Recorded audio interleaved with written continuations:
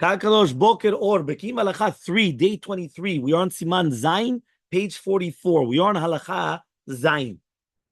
Okay, it says over here as follows. Imagine a person goes to the washroom and he doesn't have, right, nothing what to wash his hands. You're going to come, you're going to wipe your hands with anything which is going to clean. It could be an even, a far, kotel, mapa, whatever it is, right? With all these things, stones, anything. Wipe your hands, the table.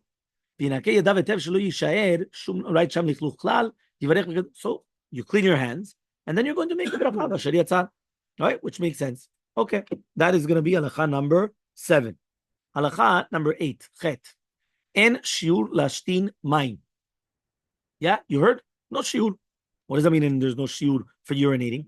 Ki afilu letipat achat. Even if he's going to have one drop, chayav levarech. Yeah, mamash, one drop. Chayav levarech. Sheim nisatem hanekev leotzi hatipa hi haya kashe lo. Chayav ladot. He says, mamash, it's one drop. It would have already hurt him. It would have been bad for him. So therefore, he has to say thank you. And even on that one drop. Right? He says, רחוק, שם יצא במצל תפילתו, יש מישהו אשר מברך אשר נצל טיפה אחת, ומי שמחמם באמת להוציא שתן, עכשיו יש לברך. עד שמצד הטבע לא יהיה רוצה כלל להטיל מימיו, ולדין המחול וכל שיצא ממנו טיפה מן הרגליים, צריך לברך אשר יצא. He says, what happens if a person, he says, you know what, right now he doesn't have to go to the washroom, but just in case he might need to go in the middle of tefillah, so he's going to try to push himself. Mamash, came out one drop, right? So some people say, listen, don't make a beracha, because be'emet, you didn't really want to go to the washroom. So he says, Badina, no, even if it's going to be on one drop, you're going to make the Beracha. 312. Look at the footnote, 312.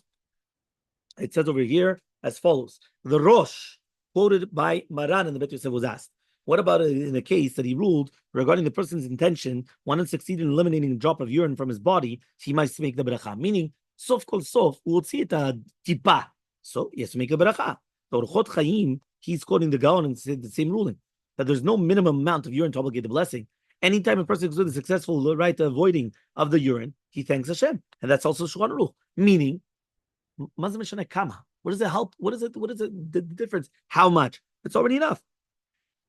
The Mekor Chaim, he suggests that this halacha applies only if someone who felt the urge to urinate and then produced one drop of urine. If he has no urge, he should not bother testing himself. Right? For what? If he does test himself and he only does one drop, he shouldn't make the beracha. Why?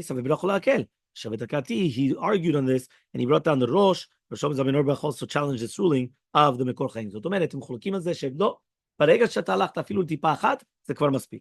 Fine. Liquid rectal discharge. Piskei Tshuva ruled that if someone attempted to defecate but succeeded in excreting a bit of liquid from his rectum, he must likewise also make the Beracha b'asher Yatzar. So the minute he was doing the excrement, right, and it was mitzad sheni, and then it came out. Residual urine. He says the response to Shevet HaKehati discussed the case of someone who urinated, washed his hands, and recited the Beracha b'asher Yatzar. Then he noticed 2 or 3 drops more of urine now coming out of his body. What does he have to do now? Meaning he finished, he makes the Beracha, and all of a sudden he sees that there's another 2 drops coming out. So now what is he going to do? Yeah, so he says since these drops do not signal an additional act of urinating, they are already exited the body, the bladder basically, so therefore he doesn't have to make a new Beracha. Okay? Fine. Halacha tet. You did a urine test, right? Urine example, right? So what do you have to do? Also, you have to make a beracha. Says 313, producing a urine sample for medical tests.